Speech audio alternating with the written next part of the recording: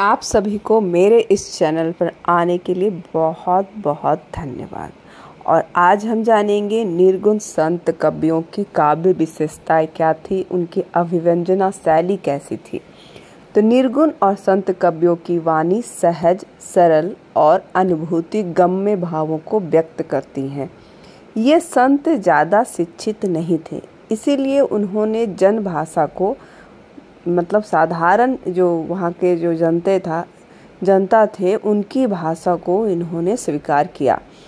उन्होंने भाषा का जैसा चाहा वैसा प्रयोग किया और भाषा पर अपनी पकड़ बनाने का या उसमें पारंगत होने की कभी कोशिश नहीं की, क्योंकि उनका एक मूल्य उद्देश्य था कि कैसे अपने मन भावना को उद्गार किया जाए। उन्होंने इस बात पर कभी जोर नहीं दिया कि कविता के माध्यम से वे अपना पांडित्य अपना दिखा सकें।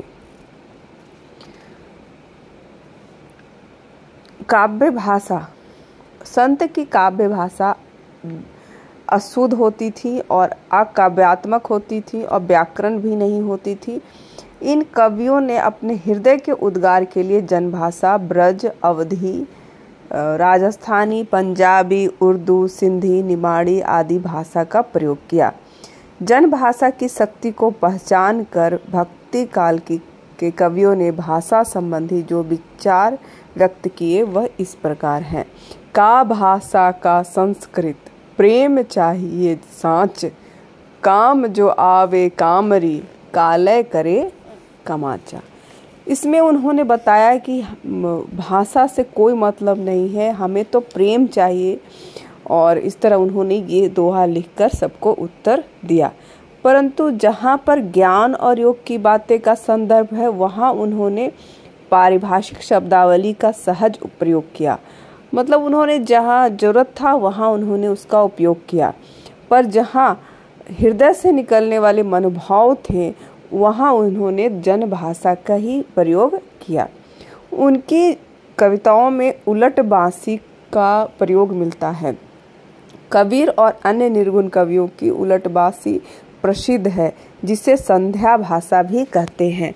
इसका मतलब है जिसका अर्थ कुछ और है और समझ में कुछ और आए और कुछ अस्पष्ट हो तो उसे उलट बांसी कहते हैं। ये ज़्यादातर संसार, प्रेम, साधना, योग तथा आत्मा परमात्मा से संबंधित होता है।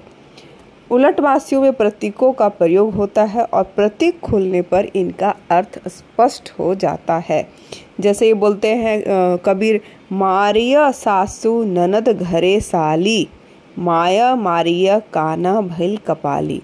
इसमें सास श्वास के बदले आया है, ननद इंद्रियां हैं और माय काया है और कपाली साधक है। इस तरह उन्होंने प्रतीकात्मक जो था साधारण वस्तु, घटनाओं और चित्रों के द्वारा गूढ़ आध्यात्मिक तथा दार्शनिक सत्यों को उन्होंने वहाँ पे उकारा।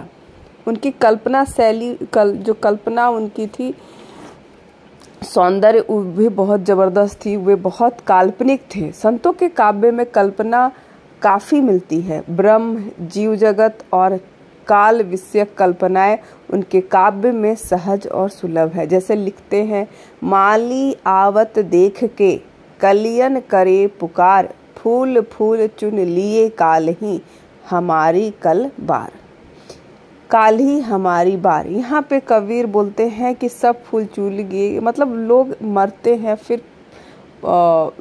फिर हम लोग की बारी आएगी। तो यहाँ उनकी कल्पना है कि माली जैसे फूल तोड़ता है वैसे ही हमारी भी बारी ईश्वर हमें भी तोड़ लेंगे। छंद, वैसे तो संतों का ध्यान छंद की तरफ कम ही गया था, इसके लिए छंद साधन थे, साध्य नहीं। सुंदरदास को सिर्फ काव्य सिद्धांतों का अच्छा ज्ञान था। उनमें सिर्फ सुंदरदास ही थे जिन्हें काव्य शैली का बहुत अच्छा ज्ञान था और उन्होंने सबसे अच्छा लिखा भी है, बाकी किसी भी निर्गुण संत को नहीं था। उन्होंने भाषा में प्रचलित दोहा, साखी शब्द पद रैमानी जैसे छंदों का उपयोग किया। कबीर की साखियाँ दोहा छंद में है और छंद का उद्देश्य ताल और लय को बनाकर रखना है। और उनकी कविताओं में मुक्तक काव्य को ज़्यादा से ज़्यादा उपयोग वो करते हैं। तो इस तरह हम देखते हैं कि कबीर और जितने भी संत हुए उनकी शैली एक ही प्रकार थी और उन्होंने ज़्यादा पांडित्य दिखाने का प्रयास नहीं किया, बल्कि उन्होंने अपनी भाषा को सरल, सहज और जन भाषा में उपयोग किया। मैं समझती हूँ कि आप लोग को समझ में आ गया होगा कि उस समय के संत को कैसी मतलब भाषा थी। और मैं आपको बाद में भी आपको समझाते रहूँगी इसी के विषय पर, भक्ति काल पर भी और वीडियोज़ लाऊंगी और आप देखिए। धन्यवाद मेरे चैनल पर बने रहने के लिए।